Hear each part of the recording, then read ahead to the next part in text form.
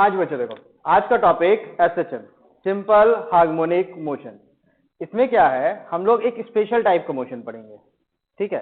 और ये मोशन इतना परेशान करेगा आपको कि आप इसका नाम ही बदल दोगे, ठीक है। बदल के कहेंगे इसको सड़ा हुआ हल्का मोशन।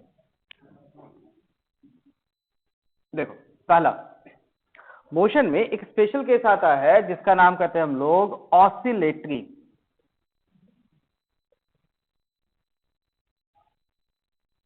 तो ये बताइए ऑसिलेटरी मोशन का मतलब ना। ऑसिलेटरी मोशन उसे कहते हैं जो अपने पाथ को रिपीट करता है।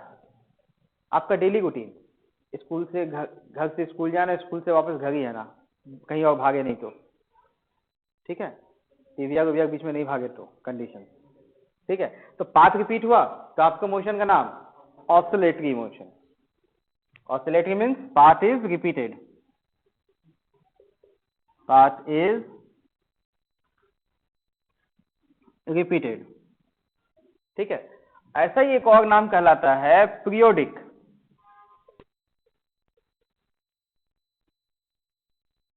पीरियोडिक का meaning time period constant. Time period constant मतलब यहां से स्कूल, अपने घर से स्कूल गए, स्कूल से वापस आए, स्कूल जाने का टाइम आधे घंटा, लौटने का टाइम आधा घंटा, तो टाइम फिक्स, तो नाम पीरियोडिक। अगली बार फिर स्कूल गए, फिर आधे घंटे जाने का, लौटने का भी टाइम फिक्स है आधा घंटा, तो जाने का आने का टाइम फिक्स, तो मतलब पीरियोडिक। मतलब पाथ भी रिपीट हुआ और टाइम भी रिपीट हुआ, तो नाम पीरियोडिक। तो periodic means time period is constant. Time period is constant. चलो, ऐसा एक और नाम कहलाता है to and fro. To and fro का मतलब आगे पीछे, ठीक है। एक आदमी आगे गया, फिर पीछे आया, फिर आगे गया, पीछे गया। जैसे पढ़ाते हो मुझे ही देख लेते हो, कभी इधर जाते हैं, कभी इधर आते हैं, ठीक है। या कब लोग परेशान होते हैं तो ऐसे ही घूमते फिरते रहते हैं, ठीक। तो पाथ रिपीट हुआ लेकिन एक पॉइंट के अबाउट आगे पीछे हुआ, टू एंड फ्रो। आगे पीछे वाला मोशन का नाम टू एंड फ्रो, ठीक। जगह ये बताओ, एक ऑब्जेक्ट सर्कुलर पाथ फॉलो किया, सर्कल में ऐसे गोल घुमा, तो क्या इसका नाम ऑसिलेटरी हो सकता है? हो सकता है। पीरियोडिक हो सकता है। गोल घूमने का टाइम फिक्स होगा, पॉसिबल। टू एंड फ्रो हो सकता है? नहीं, टू एंड फ्रो तो गोल घूमने को नहीं कहेंगे। पेंडुलम टू एंड फ्रो, एक पार्टिकल लगा पीछे ऐसे घुमा तो टू एंड फ्रो। चलो, पेंडुलम क्या ऑसिलेटरी कहलाएगा? पाथ तो रिपीट हुआ ना, एक ही पाथ में आगे पीछे गया, पीरियोडिक हो सकता है। जाने का आने का टाइम फिक्स हो, पॉसिबल। टू एंड फ्रो ये भी कहलाएगा। तो बहुत सारे मोशन है, टू एंड फ्रो भी हो सकता है, तीनों हो सकता है, ठीक। अब देखो, एनालाइज करने के लिए एक और फंडा देखते हैं। हाँ, एक मिड पॉइंट है एम और दो लास्ट पॉइंट है एक्स एंड वाई। एक ऑब्जेक्ट को चुनते हैं, ठीक है। और इस वाले को ऑब्जेक्ट को बोलते हैं कि आपको मोशन एनालाइज करना है, मोशन करना है। तो ये ऑब्जेक्ट एक्स से जाएगा वाई पे, वाई से एक्स पे, फिर एक्स से वाई, तो टू एंड फ्रो ऑसिलेटरी भी कहलाएगा। टाइम पीरियड कांस्टेंट तो नाम पीरियोडिक भी कहलाएगा, ठीक है। टू एंड फ्रो तो है ही, ठीक। अब ये स्ट्रेट लाइन का मोशन का पॉसिबिलिटीज क्या क्या है वो देखते हैं, ठीक है। अब देखो, ये ऑब्जेक्ट जो स्ट्रेट लाइन में आगे पीछे जाएगा, हो सकता है कि यहां से स्टार्ट करे 10 मीटर पर सेकंड से गया, स्टॉप किया, 10 मीटर पर सेकंड से आया, स्टॉप किया, फिर से 10 वाला पाथ रिपीट किया, 5 मीटर पर सेकंड से गया, ठीक है, फिर 10 मीटर पर सेकंड से गया, 10 से फिर 5 से। एक्सेलरेशन 2 मीटर पर सेकंड स्क्वायर, रिटार्डेशन -2 मीटर पर सेकंड स्क्वायर, फिर एक्सेलरेशन 2 मीटर पर सेकंड स्क्वायर, रिटार्डेशन 2 मीटर पर सेकंड स्क्वायर, ये भी हो सकता है। एक्सेलरेशन 5 मीटर पर सेकंड स्क्वायर, रिटार्डेशन 3 मीटर पर सेकंड स्क्वायर, एक्सेलरेशन 3 मीटर पर सेकंड स्क्वायर, रिटार्डेशन 5 मीटर पर सेकंड। तो ऐसे बताओ एक स्ट्रेट लाइन में मोशन के कितने पॉसिबिलिटीज हो सकते हैं? इनफाइनाइट, जैसी मर्जी वैसे जाए। हाँ, अब इस इनफाइनाइट पॉसिबिलिटी में एक पॉसिबिलिटी कि x इक्वल टू 0 m पे बना दो। ऑब्जेक्ट को यहां पे रख दिए तो इसके डिस्टेंस का नाम x कहलाएगा। हो गया x। तो यहां पे जो इसका एक एक्सेलरेशन होगा ऑब्जेक्ट का, ये एक्सेलरेशन m की ओर है। एक्सेलरेशन किसकी ओर है? m की ओर, वैल्यू a। और ये बोला गया कि ऑब्जेक्ट का जो एक्सेलरेशन है, that acceleration is proportional to x। मतलब अगर ऑब्जेक्ट m पॉइंट पे है तो x कोऑर्डिनेट 0, तो x कोऑर्डिनेट 0 मींस एक्सेलरेशन का वैल्यू भी 0। अब यहां पहुंचेगा तो x कोऑर्डिनेट थोड़ा बड़ा है, तो x कोऑर्डिनेट कुछ मिला तो a का वैल्यू भी कुछ मिला।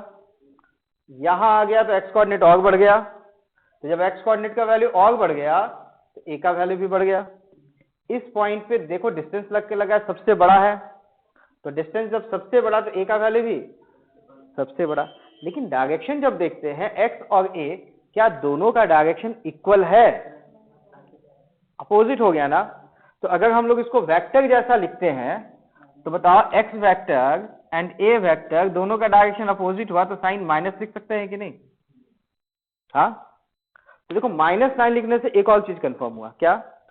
कि एक्सेलरेशन जो है वो ऑलवेज टुवर्ड्स m है। कैसे? देखो x इधर है तो एक्सेलरेशन पीछे है, टुवर्ड्स m। अगर ऑब्जेक्ट यहां कहीं होगा तो बताओ x वेक्टर किधर कहलाएगा? m से लेंगे ना, इधर x कहलाएगा, तो एक्सेलरेशन तो इसके अपोजिट जाएगा, किधर? m के डायरेक्शन। तो कंफर्म हुआ कि नहीं कि acceleration is always directed towards m। एक पॉसिबिलिटी मोशन का ये भी है कि नहीं? अब देखो हम लोग पढ़ गए थे चैप्टर का नाम SHM। तो SHM का मोशन किसे कहेंगे? कोई भी पार्टिकल का मोशन SHM होने के लिए कंडीशन बस दो। पहला टू एंड फ्रो, मतलब ऑब्जेक्ट का मोशन आगे पीछे होना चाहिए। दूसरा a vector is proportional to minus of x vector. तो इससे हम लोग एक कंक्लूजन निकाल सकते हैं, a इज ऑलवेज डायरेक्टेड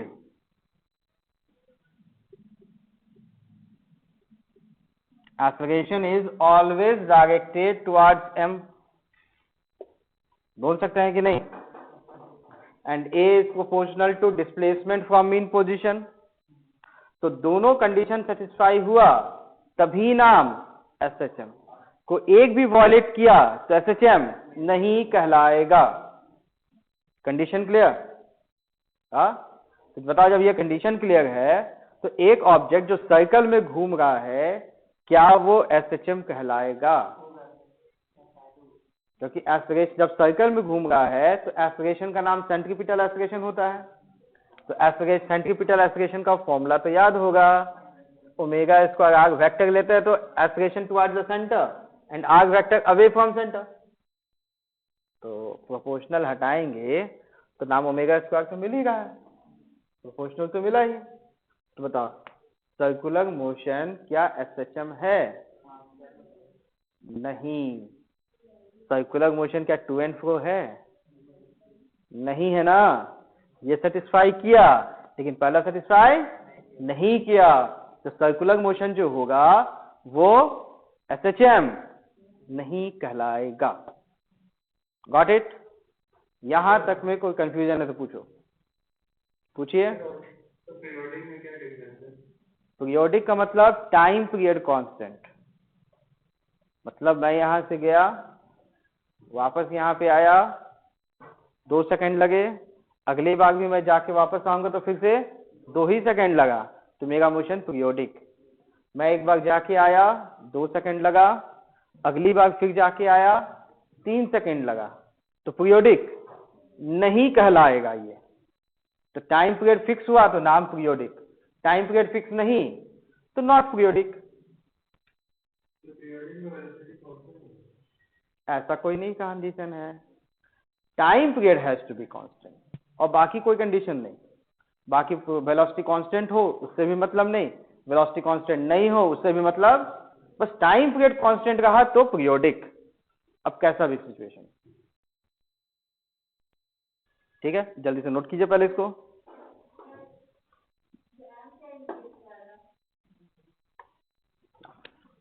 देखिए यहां पे ये मिला कंडीशन ऑफ एसएचएम। अब एसएचएम से रिलेटेड बहुत सारे टर्म्स हैं, हम लोग वन बाय वन सारे टर्म्स को डिस्कस करते हैं, ठीक है। जैसे एसएचएम में यहां हम लोग देखें ये दो एंड पॉइंट्स है एक्स एंड वाई, तो ये जो एंड पॉइंट्स है इनका एक स्पेशल नाम कहलाता है कॉल्ड एक्सट्रीम एंड।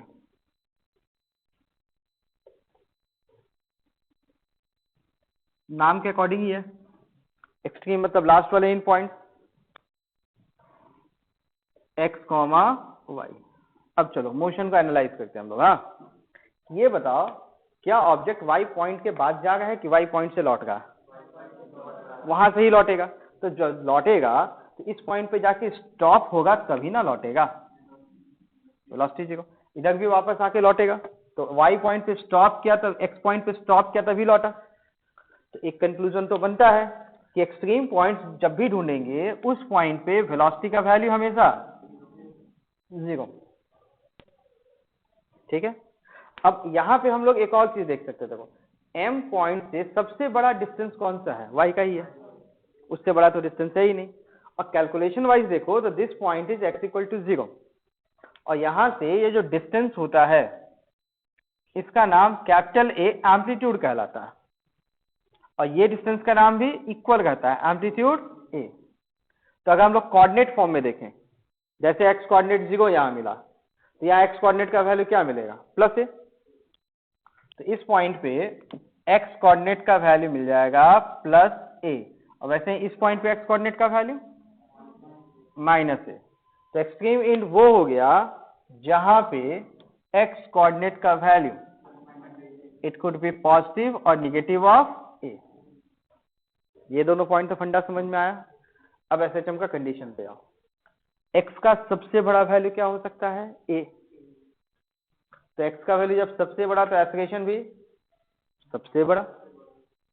हाँ, तो इसका मतलब एंड पॉइंट्स पे एक्सेलरेशन का वैल्यू तो मैक्सिमम ही आएगा ना, दैट इज प्रोपोर्शनल टू ए, ठीक है, मैग्नीट्यूड वाइज, ठीक है। अब एक्चुअल जब वैल्यू कैलकुलेट करते हैं, बाद में सीखेंगे वैल्यू कैसे मिलता है, बाद के लिए ये फॉर्मूला मिलता है माइनस ओमेगा स्क्वायर ए। अब ए का दो वैल्यू हो सकता था, प्लस ए माइनस ए, तो प्लस ए हुआ तो ये वैल्यू, अगर माइनस ए हुआ तो माइनस माइनस प्लस आ जाएगा, it could be plus minus omega square A, ठीक है। ओमेगा कैसे है हम लोग बाद में सीखेंगे, ये फंडा क्लियर, ठीक। तो ये कहानी थी एक्सट्रीम एंड की। अब एक नया पॉइंट है एम, मिडिल पॉइंट। मिडिल के एक नाम यूज करता है मीन पोजीशन। तो देखो ये डिस्टेंस ए हो गया, ये वाई का वैल्यू, ये वाला वैल्यू भी माइनस ए हो गया, तो मिडिल ही पॉइंट ना हुआ एम। हाँ, तो मिडिल पॉइंट पे एक्स कोऑर्डिनेट क्या कहलाएगा बताओ? जीरो। इस पॉइंट पे एक्सेलरेशन का वैल्यू क्या कहलाएगा? जीरो। अब न्यूटन सेकेंड लॉ क्या था? F equal to M A, तो ए का वैल्यू जीरो मतलब नेट फोर्स का वैल्यू भी। तो हम लोग एक नाम भी यूज करते थे, इक्विलिब्रियम कब कहलाता था? जब ऑब्जेक्ट पे नेट फोर्स, तो वही तो नेट फोर्स जीरो मिला, तो एम का एक और नाम कहलाएगा इक्विलिब्रियम पोजीशन।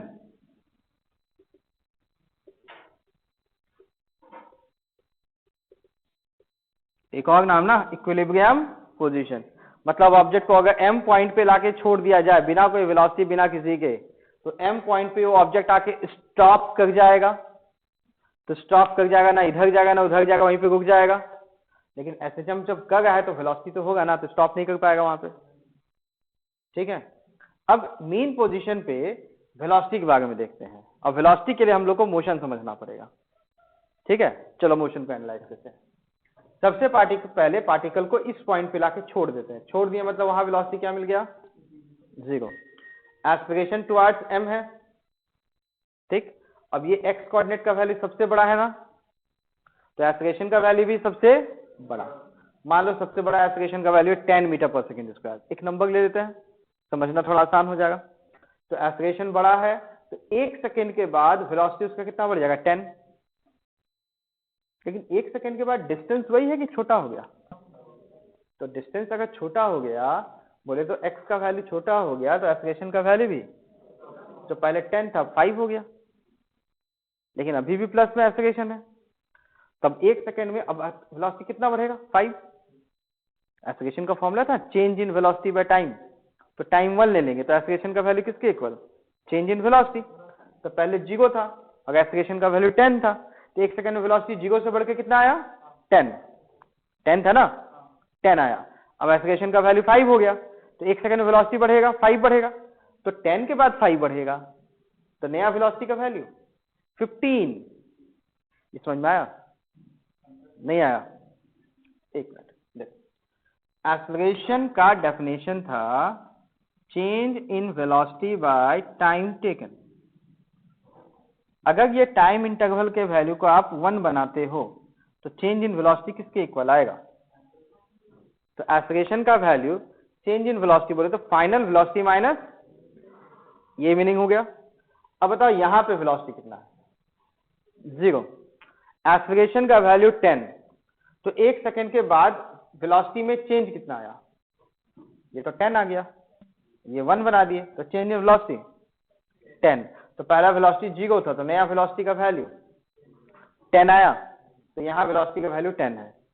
Got it. अब ये डिस्टेंस छोटा हो गया, तो डिस्टेंस जब छोटा हो गया तो ए का वैल्यू भी छोटा हो गया, वैल्यू सपोज 5 हो गया, तो यहाँ एक्सेलरेशन का वैल्यू 5 है लेकिन वेलोसिटी का वैल्यू 10। तो एक्सेलरेशन का वैल्यू 5, इनिशियल टाइम 1, तो चेंज इन वेलोसिटी 5। तो यहाँ वेलोसिटी 10 था और 5 वेलोसिटी चेंज हुआ, और एक्सेलरेशन है तो वेलोसिटी बढ़ेगा कि घटेगा, बढ़ेगा। तो 10 में से 5 और बढ़ाएंगे ना अगला 1 सेकंड में, तो कितना कहलाएगा वेलोसिटी, 15। तो वेलोसिटी जब 15 हो गया तो ये डिस्टेंस वही है कि और भी छोटा हो गया, तो एक्सेलरेशन का वैल्यू 1, तो चेंज इन वेलोसिटी भी 1। तो यहाँ 15 के बाद 1 सेकंड में और वेलोसिटी कितना बढ़ेगा, 16। तो यहां से आने तक वेलोसिटी हमेशा बढ़ गया है कि नहीं, हमेशा बढ़ गया है। एक्सेलरेशन का वैल्यू छोटा होगा है लेकिन फिर भी वेलोसिटी बढ़ गया है, लेकिन जैसे ही हम लोग m के बाद चले जाएंगे तो वेलोसिटी तो आगे है लेकिन एक्सेलरेशन पीछे, तो स्पीड बढ़ेगा या कम होगा, कम हो जाएगा ना, स्पीड कम होने लगेगा, रिटार्डेशन। तो वेलोसिटी यहाँ जो 16 मिला था 16 से ज्यादा होगा या कम होगा, तो मतलब यहां से यहां तक वेलोसिटी बढ़ा, उसका वेलोसिटी कम होने लगा, और कम होते होते वापस, तो सबसे ज्यादा वेलोसिटी कहां मिला, m पे। तो m एक स्पेशल पॉइंट होता है जहां पे वेलोसिटी का वैल्यू मैक्सिमम, ठीक है। तो यहां एक और कंडीशन बता सकते हैं, at mean position velocity is maximum, और मैक्सिमम वेलोसिटी का वैल्यू थोड़ी देर बाद निकालना सीखेंगे, that is omega times A is the amplitude. ये हम लोग थोड़ी देर बाद सीखेंगे ओमेगा ए ही क्यों होता है, बट अभी तो ये सीख लिए ना कि m पे वेलोसिटी मैक्सिमम ही आता है, ये तो उसमें तो कोई कंफ्यूजन नहीं। तो मेन पोजीशन की कहानी भी समझ में आ गई, मेन पोजीशन का नाम m कहलाएगा। हाँ जी, देखो मोशन एनालाइज करते हैं, यहाँ पे वेलोसिटी 0 है, x का वैल्यू सबसे बड़ा तो a का वैल्यू भी सबसे बड़ा, तो एक्सेलरेशन है तो स्पीड बढ़ेगा, स्पीड बढ़ा, डिस्टेंस छोटा, x छोटा, a का वैल्यू छोटा, x छोटा मतलब a का वैल्यू भी छोटा, लेकिन एक्सेलरेशन अभी भी कितना है, m क्यूब है, तो फिर से स्पीड बढ़ा, डिस्टेंस और छोटा, a का वैल्यू और छोटा, लेकिन एक्सेलरेशन अभी भी m क्यूब है, तो फिर से स्पीड बढ़ा, लेकिन जैसे ही m के बाद चला गया तो वेलोसिटी आगे है, एक्सेलरेशन पीछे, तो स्पीड तो घटेगा। तो यहां से m तक स्पीड बढ़ रहा था और m के बाद स्पीड घटना चालू हो गया, डिक्रीज होना चालू हो गया। तो सबसे ज्यादा वेलोसिटी कहाँ मिला? मीन पोजीशन पे। तो मीन पोजीशन पे वेलोसिटी होता है मैक्सिमम, जिसका वैल्यू होता है ओमेगा इंटू ए। ठीक है, मीन पोजीशन सबसे ज्यादा वेलोसिटी है। तो यहाँ पे देखो m पे फोर्स कितना लगा? 0। तो यहां से यहां तक बढ़ते बढ़ते मैक्सिमम वेलोसिटी आ गया, अभी फोर्स लगना बंद, लेकिन वेलोसिटी था ना, मतलब मोमेंटम था, तो मोमेंटम था उसकी वजह से आगे चला गया, और जब आगे चला गया तो फोर्स पीछे लगने लग गया। मतलब ओवरऑल अगर सिचुएशन देखा जाए, किसी आदमी से पूछा जाए हो क्या रहा है, तो हम लोग क्या बोलेंगे? यहाँ एक पार्टिकल को छोड़ दिए थे, ठीक है, और एक कोई आदमी था जो उसको m पे लाके रखना चाहता था, ठीक है, और थोड़ा बेवकूफ टाइप का आदमी था, फिजिक्स पढ़ा ही नहीं था। वो क्या किया? ऑब्जेक्ट को खींचना चालू किया, और खींचते खींचते m तक तो ले आया, लेकिन m लाने तक रोका ही नहीं, सिर्फ खींच ही रहा था m तक, और खींचते खींचते जैसे ही m पे पहुंचेगा उसका वेलोसिटी मिल जाएगा, और वेलोसिटी मिल जाएगा, बोलेगा रुक जा, फोर्स लगाना बंद कर दिया, तो फिर वो आगे भाग गया, क्योंकि वेलोसिटी तो मिल गया था। अब जैसे ही m के बाद रुक जा, फिर से पकड़ के खींचना चालू किया, वापस आओ, और वेलोसिटी जब तक 0 नहीं होगा तब तक तो वापस आना स्टार्ट नहीं करेगा, और रुकते रुकते ये पहुंच गया y पे, तो y पे जाके स्टॉप हो गया, फिर से दम लगा के खींचा, और खींचते खींचते फिर बोला कि m तक बुलाना है, फिर m तक खींच रहा था, अभी भी m तक खींचा, फिर जैसे ही m तक आया तो फिर से उसको वेलोसिटी मिल गया, और फोर्स लगाना बंद किया, m तक तो ले आए, लेकिन मोमेंट वेलोसिटी की वजह से फिर से आगे भाग गया है वो, फिर से उल्टा खींचना चालू किया, फिर से यहाँ स्टॉप किया। ठीक है, उस आदमी को फिजिक्स पढ़ा नहीं था, इसलिए आप लोगों को पढ़ना पड़ेगा। समझ में आया कहानी?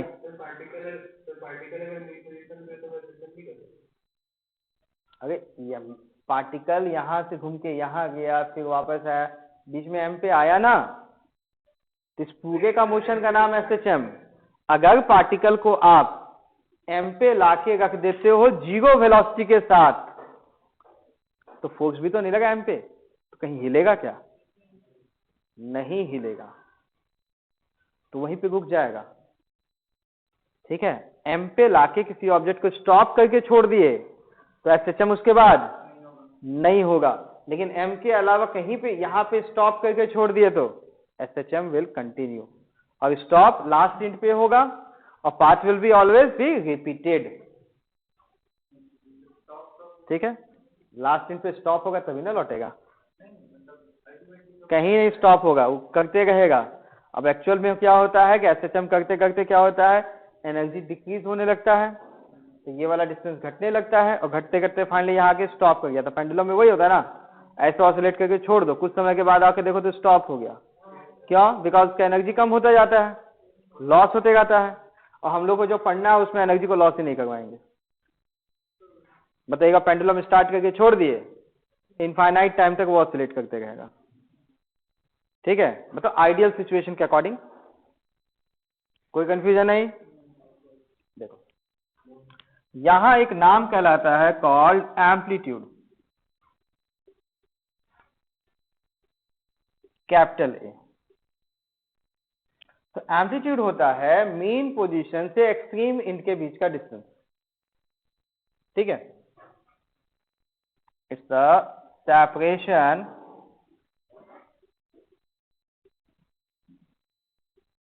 between mean position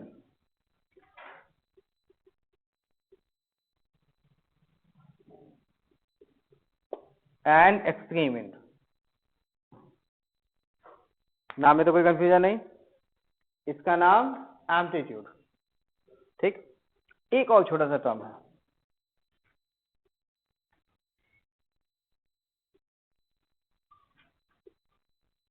one oscillation. बताओ, हम लोग कब कहेंगे कि एक ऑसिलेशन कंप्लीट हो गया? मतलब एक्स से स्टार्ट किया, वापस एक्स पे आ गया, उसका रिपीट हुआ, तो हम लोग वन ऑसिलेशन मतलब पोजीशन को रिपीट करना कह सकते हैं क्या? एक्स से स्टार्ट किया, एम से आ गया। चलो, फिजिक्स कहता है कि जो डेफिनेशन दो वो हर कंडीशन में फुलफिल होना चाहिए।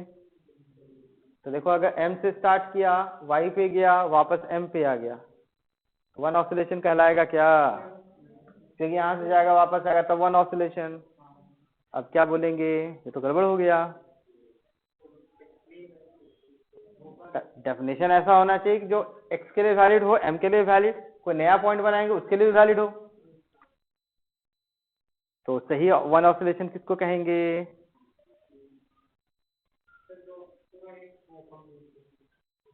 उसी का नाम तो वन ऑसिलेशन है। डेफिनेशन क्या होना चाहिए?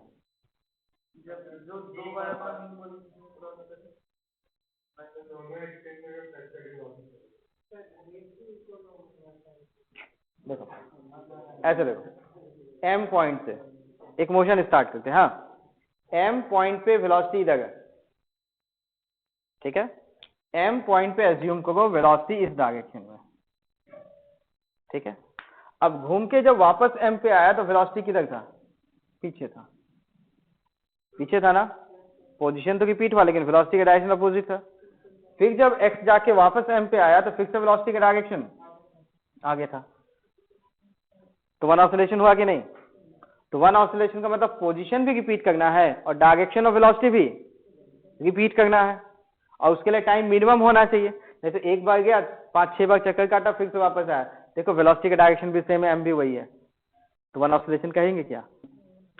मिनिमम टाइम में, मिनिमम टाइम है, मतलब एक बार चक्कर काटा, same velocity same direction, velocity का डायरेक्शन भी सेम, पोजीशन भी रिपीट किया, तो वन ऑसिलेशन। और 3 बार चक्कर काट के आएगा तो उसका नाम वन ऑसिलेशन नहीं कहलाएगा।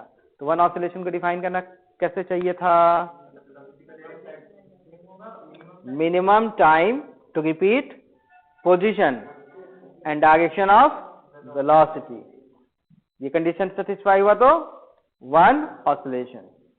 तो इसे डिफाइन करना चाहिए था as the minimum time to repeat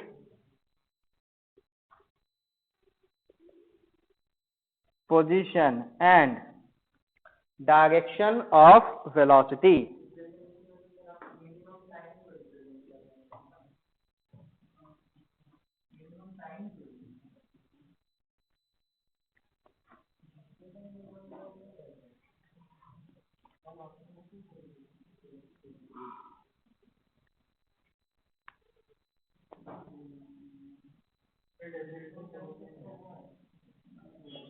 Direction of velocity, ठीक है। तो अगर सही डेफिनेशन लिखना पूरे वर्ड्स में तो वन ऑसिलेशन क्या कहना चाहिए था? वन ऑसिलेशन, मैं बोलूं कुछ? One oscillation is said to be completed when the particle repeats its position and its direction of velocity in minimum time, ठीक है। ये पूरा डेफिनेशन लिखने की जरूरत नहीं है, आप तो अपनी लैंग्वेज में लिख सकते हो आप। बस ये पॉइंट्स इंपॉर्टेंट है कि पोजीशन रिपीट होना चाहिए और डायरेक्शन ऑफ वेलोसिटी भी रिपीट होना चाहिए और टाइम मिनिमम लगना चाहिए, ठीक है। देखो ऐसे ही एक और टर्म आता है कॉल्ड टाइम पीरियड। तो बताओ टाइम पीरियड को कैसे डिफाइन करना चाहिए? एक ऑसिलेशन का time, time for one oscillation.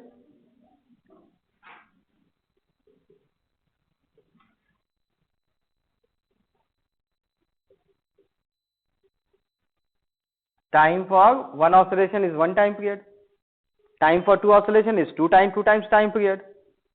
तो डेफिनेशन में कोई कंफ्यूजन है तो बोलिए। देखो एक ऑसिलेशन का मतलब क्या होता है कि पार्टिकल अपना पूरा पाथ कंप्लीट कर लिया। तो अगर m से पार्टिकल स्टार्ट किया था, वापस m पे आया तो वन ऑसिलेशन नहीं, x गया वापस m पे आया तब वन ऑसिलेशन कहलाया।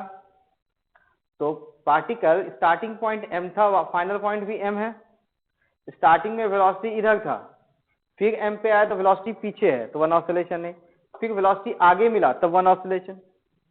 तो पार्टिकल का स्टार्टिंग पॉइंट और final point same, and second particle का इनिशियल वेलोसिटी का डायरेक्शन और पार्टिकल के फाइनल वेलोसिटी का डायरेक्शन भी मैच किया।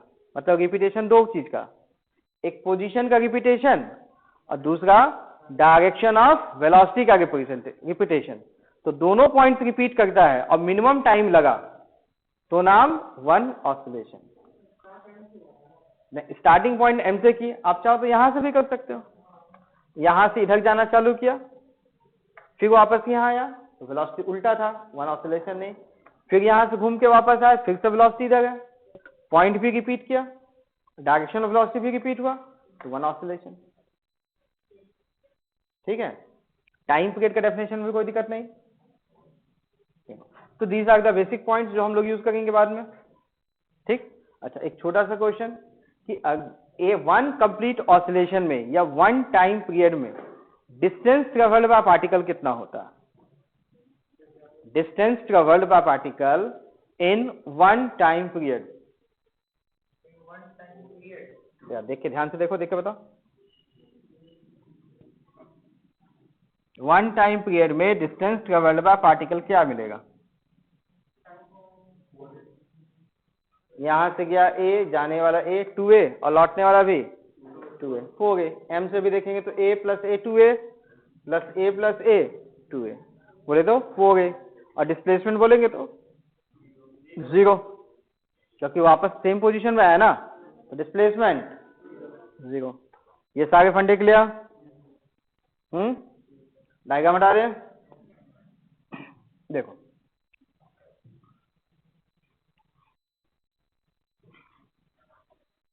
Next thing,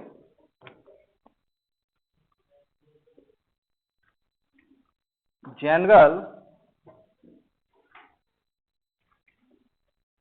equation of SHM. Simple harmonic motion के लिए एक जनरल इक्वेशन। ठीक है, तो यहां पे क्या होता है, हम लोग एक्स कोऑर्डिनेट का वैल्यू पार्टिकल के मोशन के हम लोग लिखते हैं A sine omega T plus del, या फिर और A cos omega T plus del. मतलब ये प्लस माइनस दोनों हो सकता है, ये भी प्लस माइनस दोनों हो सकता है। मतलब इक्वेशन को साइन या कॉस के फॉर्म में लिखना है और एंगल में टी का पावर 1 होना है। ठीक है, तो दोनों में दोनों कंडीशन सेटिस्फाई हुआ तो इक्वेशन ऑफ एसएचएम कहलाएगा। ठीक है, तो कंडीशन क्या होना चाहिए? पहला साइन और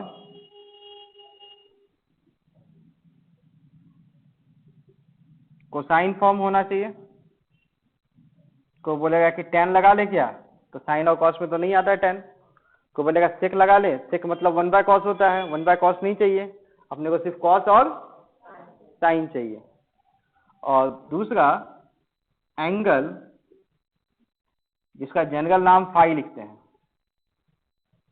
जिसका जनरल नाम phi. Phi is the angle, sine के अंदर का एंगल या कॉस का एंगल, तो ये जो एंगल होगा इस एंगल का नाम फाई।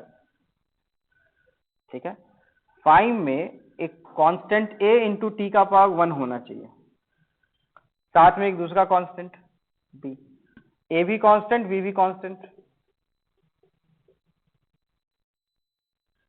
कोई बोलेगा नहीं टी स्क्वायर डालेंगे तो नहीं होगा एसएचएम, टी क्यूब डालेंगे तो नहीं होगा, टी का पावर 1 ही होना चाहिए बस। 1/t, 1/t मीन्स टी का पावर -1, वो भी नहीं चलेगा। ठीक है, तो ये कंडीशन हुआ तभी एसएचएम का इक्वेशन कहलाएगा, ये कंडीशन नहीं हुआ तो एसएचएम का इक्वेशन नहीं कहलाएगा। जनरल इक्वेशन का ये कंडीशन। ठीक है, तो कोई पूछेगा ऐसे कैसे मान ले, जो बोला गया वो सही है? हाँ देखो, इसमें अगर हम लोग जो मोशन देख रहे हैं, ठीक से समझिए, हम लोग क्या करें, इसमें एक m बना गया, लास्ट इंड का नाम y एंड x चुन गया, मीन पोजीशन में x इक्वल टू 0 ले गया है, इस पॉइंट पे x equal to plus a, इस पॉइंट पे x equal to minus a ले गया है, ऐसा तो ले लिए। अब बोलेंगे ऑब्जेक्ट इधर इधर मूव कर रहा है, स्टार्टिंग कहीं से भी करे, ठीक, तो किसी पॉइंट पे जब पहुंचेगा पार्टिकल उसका एक x कोऑर्डिनेट होगा। तो ये जो x कोऑर्डिनेट को अगर टाइम के फॉर्म में लिखते हैं, x कोऑर्डिनेट को टाइम के टर्म्स में लिखते हैं, तो उसका मतलब होता है equation of SHM। Equation of SHM का मतलब x कोऑर्डिनेट के वैल्यू को टाइम के फॉर्म में लिखना, ठीक है।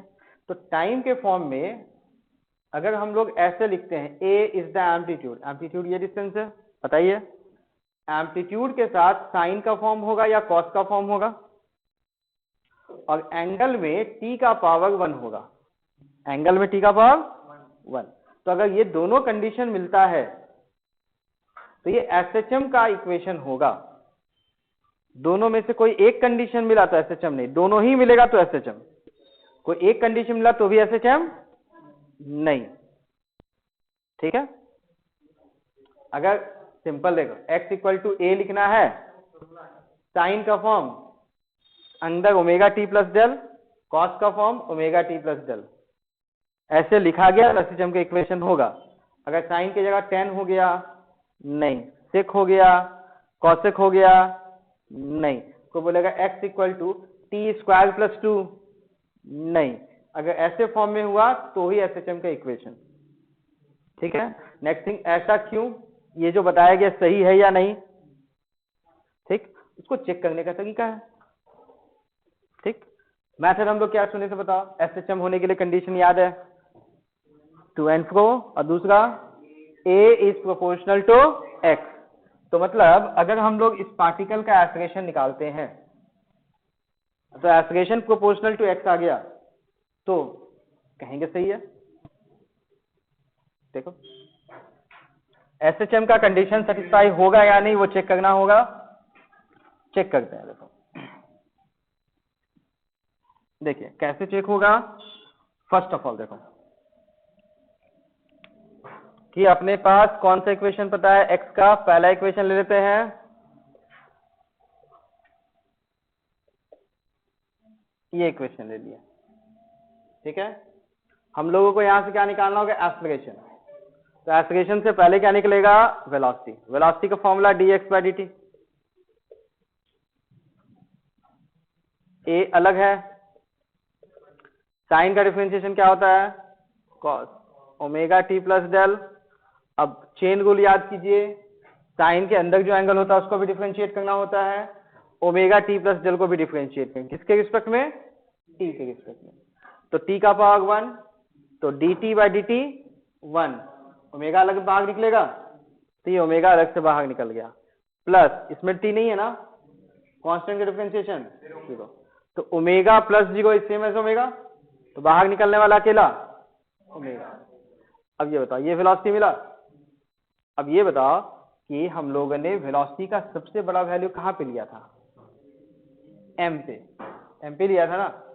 अब वेलोसिटी का सबसे बड़ा वैल्यू कितना होगा, यहां देखो कॉस का सबसे बड़ा वैल्यू क्या हो सकता है, 1, ठीक है। जब कॉस 0 होगा तभी ना, तो जब ये वैल्यू 1 हो गया तो v का सबसे बड़ा वैल्यू क्या बचेगा, a into omega, a into omega ना, ओमेगा ए। तो हम लोगों ने बोला था ना मैक्सिमम वेलोसिटी का वैल्यू क्या होता है, ओमेगा ए, मिला। अब हम लोग को चेक करना है एस्पिरेशन। डेफिनेशन ए का dv बाय, मतलब फिर से डिफरेंशिएट करना पड़ेगा, a ओमेगा तो था ही, इसको रहने दो। कॉस का डिफरेंशिएशन क्या होता बताओ, माइनस, उसके बाद sine omega T plus del. अब चेन रूल के अकॉर्डिंग एंगल को भी डिफरेंशिएट करना पड़ेगा टाइम के रिस्पेक्ट में, तो एक ओमेगा बाहर निकलेगा, कांस्टेंट 0, तो ओमेगा बाहर निकलेगा तो ओमेगा स्क्वायर। अब देखो ये वाला term a sine omega T plus del, ये तो वही है ना। तो आप इसको चाहो तो लिख सकते हो a equal to minus omega square into ये वाला x के जगह a sine omega T plus del है, और यहाँ देखो a sine omega T plus del, तो a sine omega T plus del की जगह x, तो माइनस ओमेगा स्क्वायर तो कहा, और a साइन ओमेगा टी की जगह ये वाला x आ गया। तो मतलब एसएचएम का कंडीशन क्या था, कौन से मोशन का नाम एसएचएम करते थे, टू एंड फ्रो है, और a equal to minus omega square मतलब a proportional to minus X है। तो मतलब हम लोग ये कंडीशन कौन सी इक्वेशन चेक करके निकाले थे, इससे चेक किए थे, कंडीशन को सेटिस्फाई किया, मतलब ये इक्वेशन एसएचएम का है। तो कोई भी एसएचएम का इक्वेशन कब कहलाएगा, जब वो साइन या कॉस के फॉर्म में होगा और एंगल में t का पावर 1 होगा। तो दोनों कंडीशन मिला तो एसएचएम। समझ में आया, पूछिए।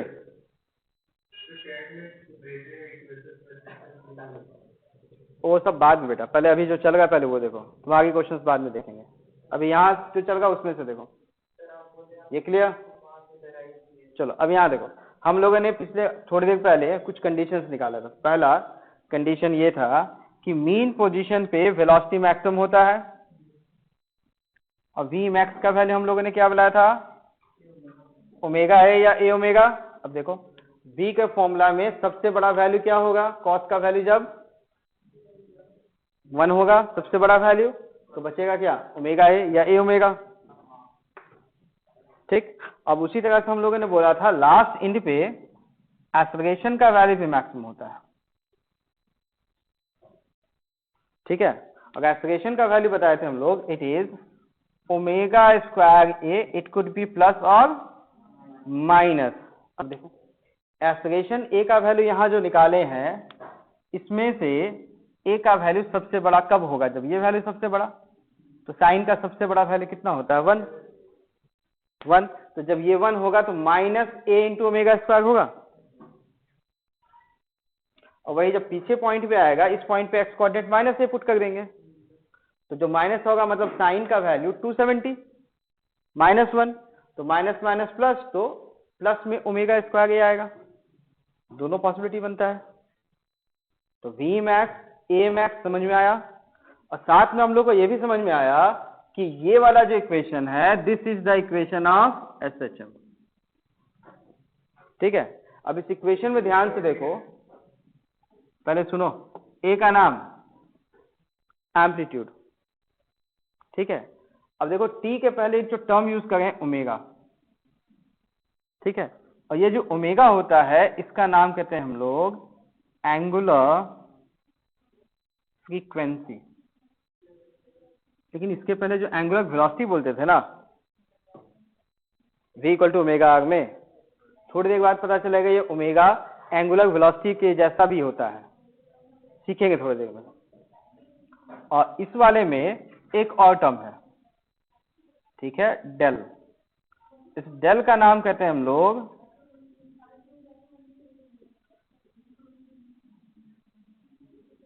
Initial phase.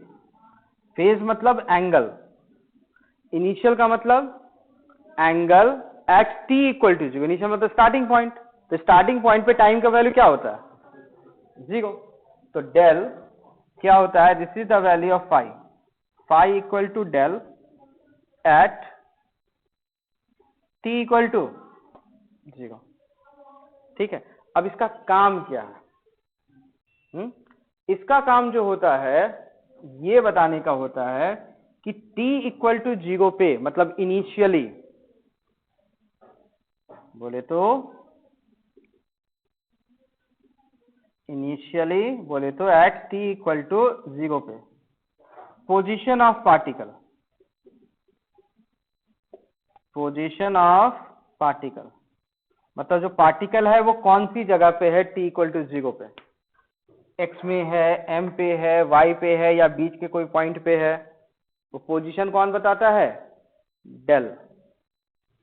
ठीक है, एंड ए नंबर कर देते हैं और बी नंबर पे इनिशियली डायरेक्शन ऑफ वेलोसिटी बताता है।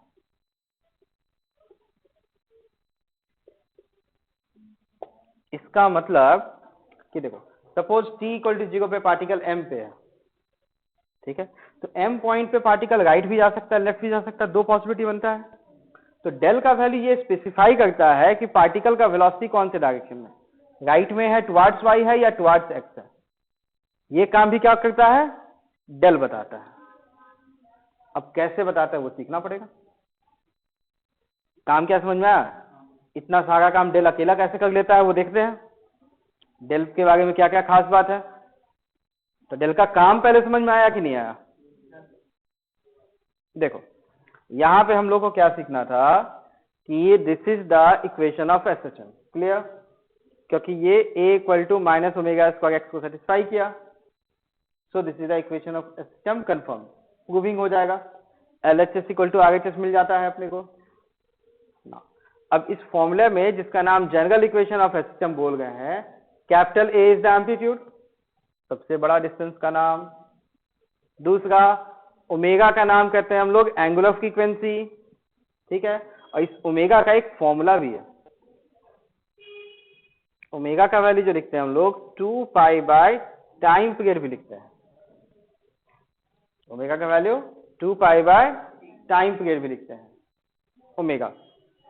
डेल का नाम कहते हैं हम लोग इनिशियल फेज, ठीक है, तो इनिशियल फेज का मतलब फेज वर्ड होता है एंगल के लिए, तो ये टोटल एंगल का नाम फाई। ये जो टोटल एंगल है, इस एंगल का जनरल सिंबल क्या होता है, फाई, एंड फाई का नाम क्या कहलाता है, फेज एंगल। फाई का नाम, यहां पे जहां फेज वर्ड यूज हुआ that means talking about the angle. कौन सा एंगल, साइन के अंदर वाला एंगल या कॉस के अंदर वाला एंगल। इनिशियल फेज मतलब at time t equal to 0 पे जो एंगल होगा उस एंगल का नाम इनिशियल फेज, दैट्स डेल, ठीक है। और ये डेल जो है इनिशियल फेज तो कल आया है, और इसका काम क्या था कि t इक्वल टू 0 पे पार्टिकल कौन सी जगह पे है, मतलब मोशन जब स्टार्ट हुआ उस समय पार्टिकल कौन सी जगह पे है वो बताना। और दूसरा एक और चीज बताना कि जब पार्टिकल का मोशन स्टार्ट हो गया है उस पॉइंट पे पार्टिकल का वेलोसिटी किस डायरेक्शन में है। तो किसी भी पॉइंट पे वेलोसिटी का दो डायरेक्शन हो सकता है, टुवर्ड्स y या फिर टुवर्ड्स x। तो कौन सा डायरेक्शन है वो बताने का काम भी कौन करता है, ये डेल, ठीक है। कैसे वो देखते हैं अभी।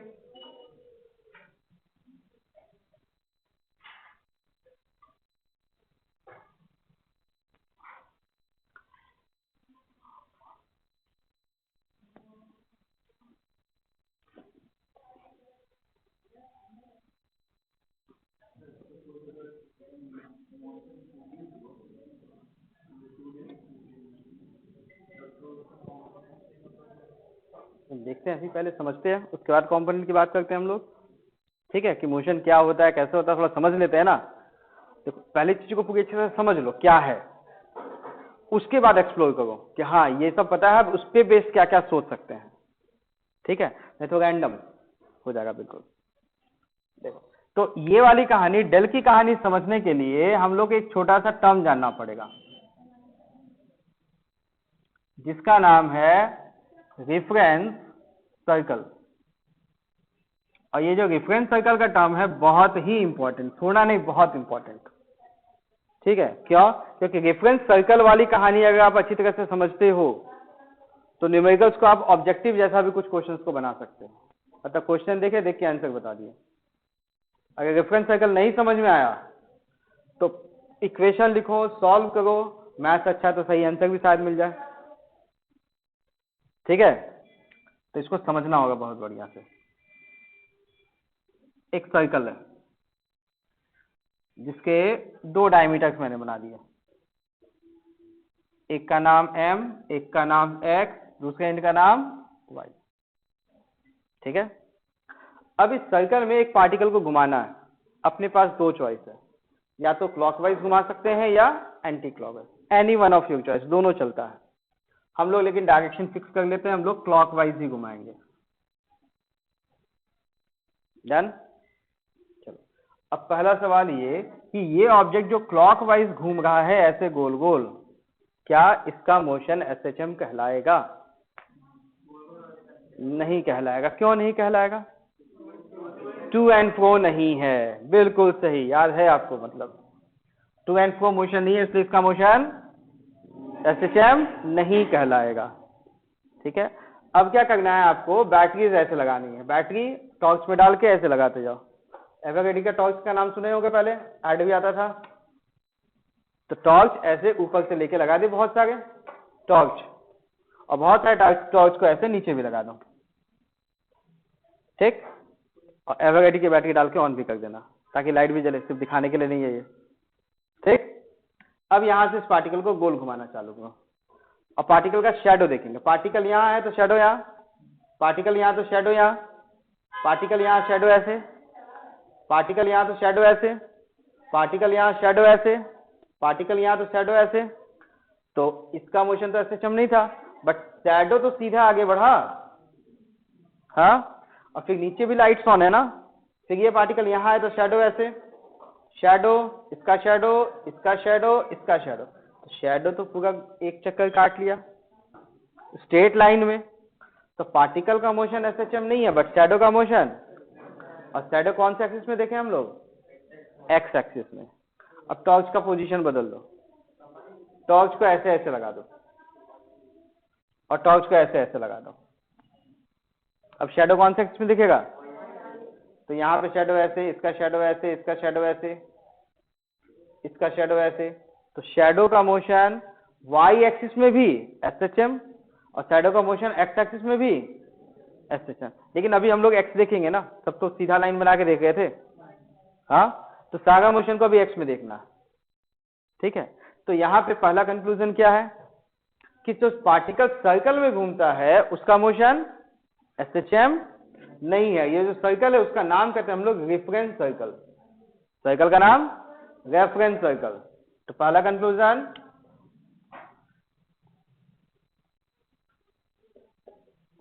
Particle moving on reference circle doesn't execute SHM। Second, ये SHM नहीं किया। दूसरा, जो पार्टिकल सर्कल में घूमेगा वो SHM नहीं किया, बट इसका शैडो तो किया।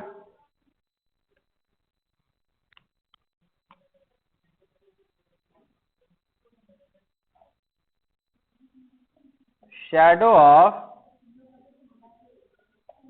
Particle on x on y axis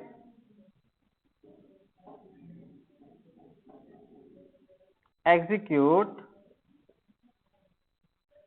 SHM. Shadow जो एक्स एक्सिस और वाई एक्सिस में है उसका मोशन एसएचएम। ठीक है, इस वाले में कोई कंफ्यूजन है तो बोलिए अभी।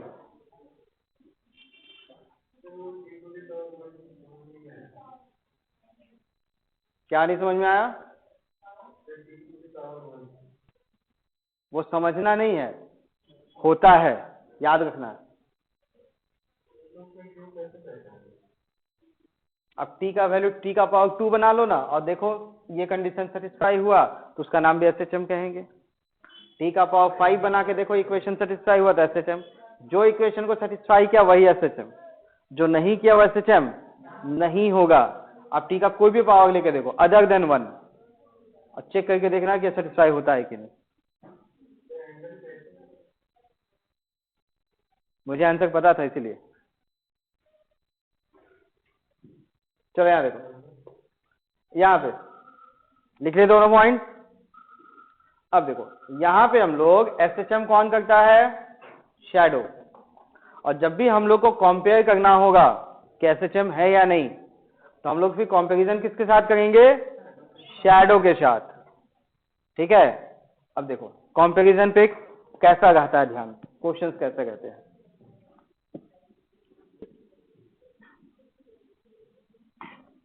पहले सुनो जो बता रहा हूँ बेटा, पहले आप सुनो।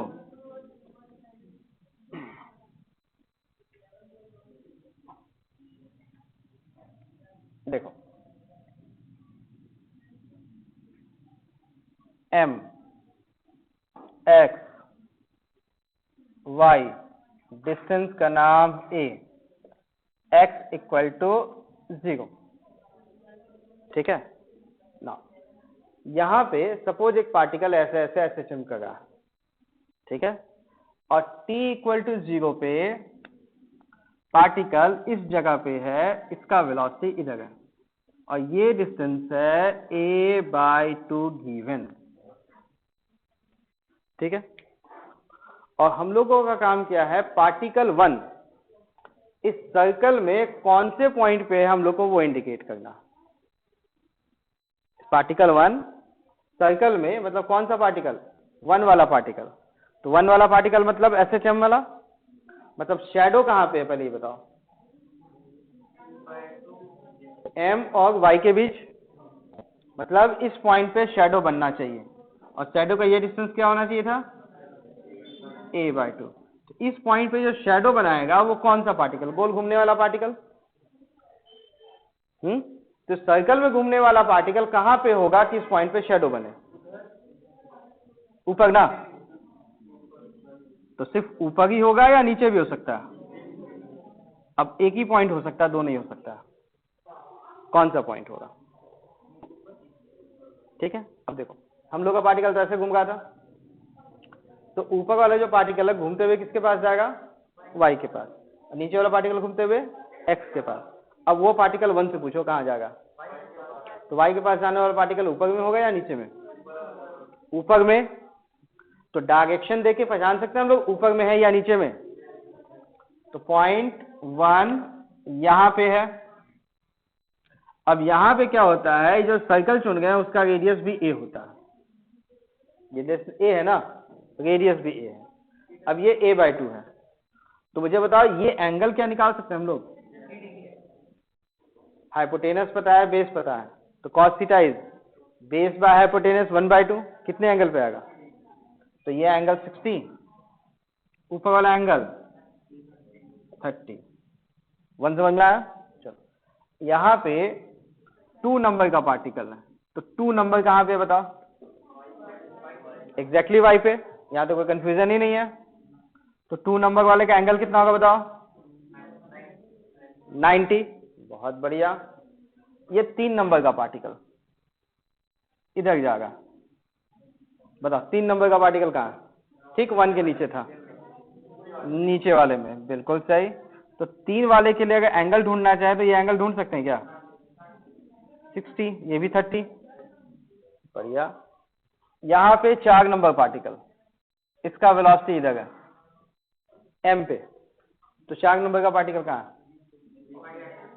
नीचे में है या ऊपर में, पक्का, क्योंकि वो पार्टिकल x की ओर जाएगा तो x पे जाने वाला तो यही होगा, ये भी सही है। तो इसका एंगल ये 180, ठीक है। यहाँ पे 5 नंबर का पार्टिकल इधर जाएगा, ये डिस्टेंस दिया है a/√2, किधर, m और x के बीच में, ऊपर में या नीचे में, नीचे क्यों, x की तरफ जाएगा, बिल्कुल सही। नंबर 5, तो नंबर 5 का एंगल नहीं निकाल सकते हैं क्या, इसका नाम a, इसका नाम a/√2, तो cos थीटा 1/√2 एंगल। चलो लास्ट एक 6 नंबर वाला पार्टिकल का पोजीशन बता दो कहां पे है,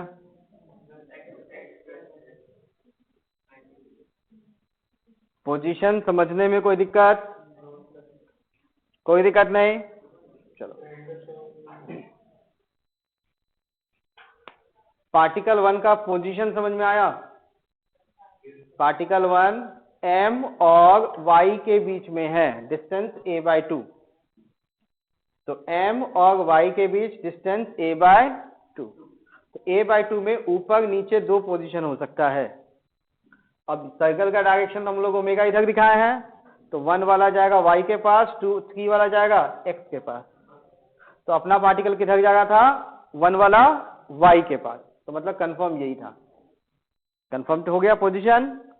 अब रेडियस का वैल्यू a है और x वाला लेंथ a/2 और ये एंगल निकालना है। तो cos theta is base by hypotenuse, a/2 divided by a, तो cos थीटा 1/2 आएगा, cos 60 मिलता है 60, तो ये 30।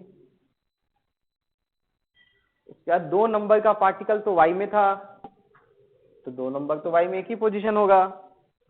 3 नंबर पार्टिकल का distance a/2 but velocity towards x, तो 3 नंबर ठीक a/2 के नीचे, वेलोसिटी टुवर्ड्स x, क्योंकि इसका ही शेडो ना नीचे बनेगा, इसका शेडो भी तो यही बनेगा।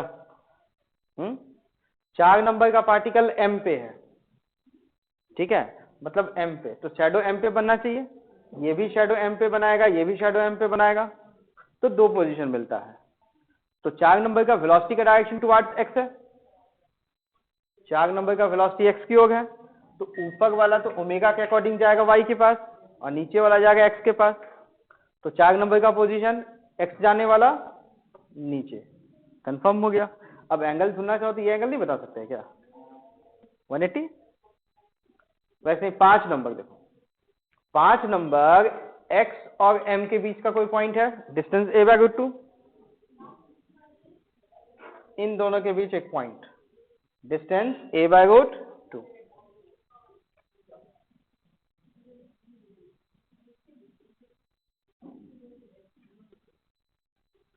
डिस्टेंस मिल गया। अब इस डिस्टेंस पे 2 पॉसिबिलिटीज बनता है, क्या कि शैडो यहां पे जो बनेगा, ये भी शैडो यहां बनाएगा, ये भी शैडो यहां बनाएगा, तो कंफर्म करना पड़ेगा कौन बनाया एक्चुअली में। तो 5 नंबर वाला पार्टिकल जा रहा है x के पास, और इस ओमेगा को देखते हुए क्या लगा, ऊपर वाले किसके पास जाएगा, y के पास, और नीचे वाला x के पास। तो x के पास जाने वाला 5 नंबर था ना, तो 5 नंबर वाला नीचे होना चाहिए था। अब एंगल ढूंढना है, तो ये लेंथ कितना हो गया, a/2, तो cos थीटा का वैल्यू 1/2, एंगल ये 45, तो ये भी 45, एंगल भी मिल गया। और लास्ट 6 नंबर वाला पार्टिकल कहाँ है, x पे, x पे तो एक ही पॉइंट है, दूसरा कोई है ही नहीं। तो बताओ पोजीशन लोकेट किया जा सकता है या नहीं। तो नेक्स्ट क्लास में हम लोग देखेंगे कि डेल क्या होता है इस डायग्राम के अकॉर्डिंग, नेक्स्ट क्लास से।